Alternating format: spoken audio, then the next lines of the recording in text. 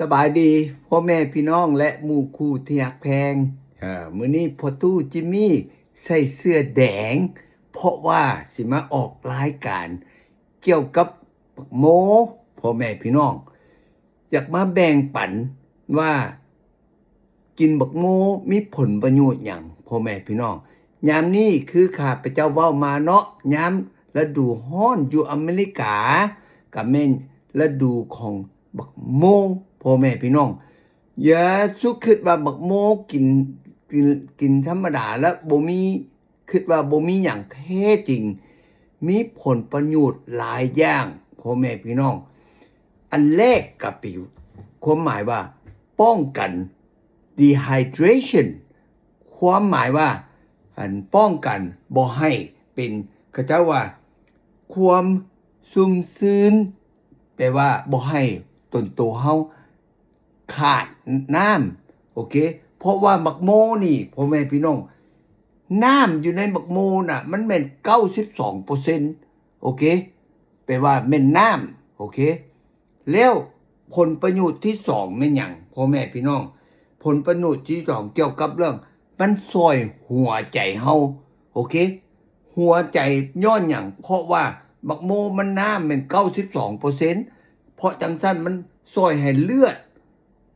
ให้ออกซิเจนเข้าไปในหัวใจเฮาแล่นสม่ำเสมอแล้วเฮ็ดให้มันเลือดแล่นง่ายโอเคพ่อแม่พี่น้องให้เขาเจ้าน่ะ blood flow เวลา improve แปลว่าช่วยได้โอเคบ่แม่นแต่หัวใจ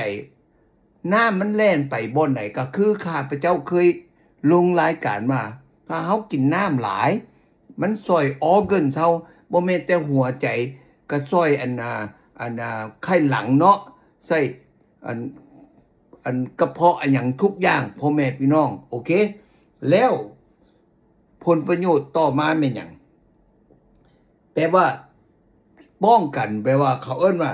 reduce oxidant stress ถ้าผู้ใดคือว่า you know คิดหลายบ่อะหยังหั่นนะบางตัวนี้แหละกินมักโมแล้วมันไปช่วยให้เฮาคือว่าเลือดแล่นและให้เฮารู้สึกว่าบ่อยากความหมายว่าบ่อยากเจ็บสมองแล้วบ่อยากคือว่าคิดหลายอีหยังหั่นนะอันนี้ส่วนหนึ่งอันนี้การความเขาศึกษามาโอเคพ่อแม่พี่น้องบ่แม่นว่าข้าพเจ้าตั้งเว้ามาให้เด้ข้าพเจ้าได้เขียนลงมาเขาเอิ้นว่าเห็นบ่การป้องกันสารต้านนูมุนอิสระภาษาลาวเขาแปลนั่นแล้วต่อมาแม่นหยังมัสโซแปลว่ากล้ามเรื่องกล้ามโอเคแปลว่ามันช่วยให้สมมุติว่าบางคนมันคือว่าปวดเนาะบ่อนซีนกล้ามอะหยังเนาะถ้ากินมักโมนี่มันช่วยบ่ให้มันปวดขึ้นแปลว่าช่วยให้บ่ให้ปวดหลายปานนั้นโอเคพ่อแม่พี่น้องแล้วต่อมาสำคัญคือกันช่วยผิวหนังเฮาพ่อแม่พี่น้องแล้วช่วยสายตาเฮาโอเคเพราะมันมีวิตามินแนวหนึ่งช่วยเพราะจังซั่นกินมักโมแปลว่าเฮ็ดให้ผิวเฮางามขึ้นเพราะว่ามันมีน้ำแม่นบ่ล่ะผิวเฮาต้องการน้ำแม่นบ่ล่ะถ้าเฉพาะยามร้อนถ้าออกไปนี่บ่มีน้ำผิวเฮามันสิแห้ง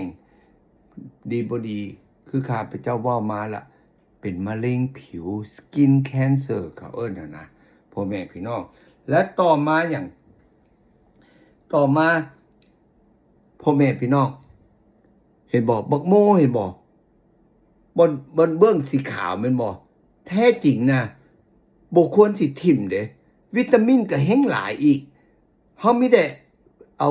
มีด2นิ้วปอกกาบมันแล้วเอาตัวสีขาวนะแม้มันแข็งย่ำยากแต่ว่าเอามาปั้นหมากไม้อย่าสุทิ่มโอเคพ่อแม่พี่น้องเอามาปั้นแล้วในมันน่ะส่วนหลายเฮาก็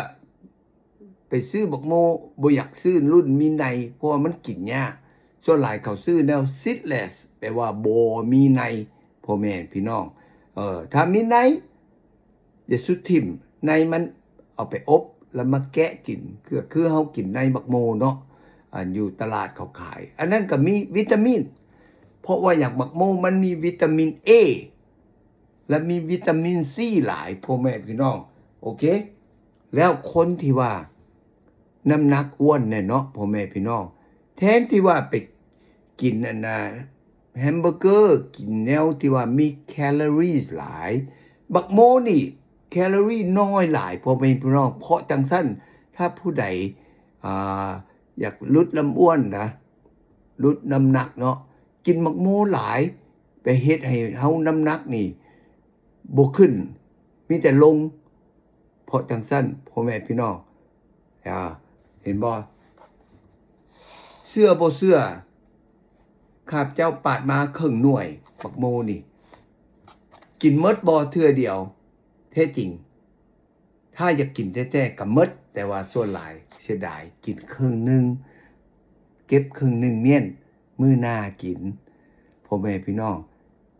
ข้าพเจ้าไปงานหยังก็ย่าซุ้มกันอย่างเนี้ยถ้าเห็นบักโมแปลว่าสุดยอดบ่ค่อยกินกับกินบักโมหลายเพราะว่ารู้สึกว่ากินบักโมมันเย็นสดชื่นเฮ็ดให้คือว่าดีใจนอนหลับดีโอ้มีตัวหนึ่งพ่อแม่พี่น้องเด็ดขาดก่อนสิไปนอนอย่าสุกกินบักโมเป็นหยังค่อยว่าจังซั่นถ้ากินบักโมแปลว่าส่วนหลายนอนอยู่ห้องน้ำเที่ยวไปเหี่ยวตลอดพ่อแม่พี่น้องถ้าบ่เชื่อลองเบิ่งก่อนสินอนตะกินบักโมนี่ประมาณ20ก้อนนี่มื้อแลงแปลว่ายุ่งเนี่ยต้องไปเที่ยวห้องน้ำบ่ต่ำกว่า 7-8 เที่ยวรอมาแล้วเพราะจังซั่นมาเตือนโอเคก่อนสินอนอย่าสุกกินยามนี้ตอนสวยโอเคบ่มีปัญหาเพื่อไปฮอดมื้อแลงมันน้ำมันละลายไปหมดละโอเคพ่อแม่พี่น้องแนวใดก็ย่าวิดีโอตัวนี้แล้วโอ้มีอีกตัวหนึ่งพ่อแม่พี่น้องบางคนน่ะคือข้าพเจ้านี่กินบักโมต้องห้อยเกลือมันเฮ็ดให้รสมันขึ้นแซ่บขึ้นบางคนก็บ่ใส่กันแล้วแต่คนแต่ข้าพเจ้าต้องห้อยเกลือค่อยกินแซ่บโอเคแนวใดก็ย่ากรุณาแบ่งปันคลิปตัวนี้ให้หมู่คู่พ่อแม่พี่น้องเรียนรู้โอเคขอบใจพบกันโอกาสหน้าบ๊ายบาย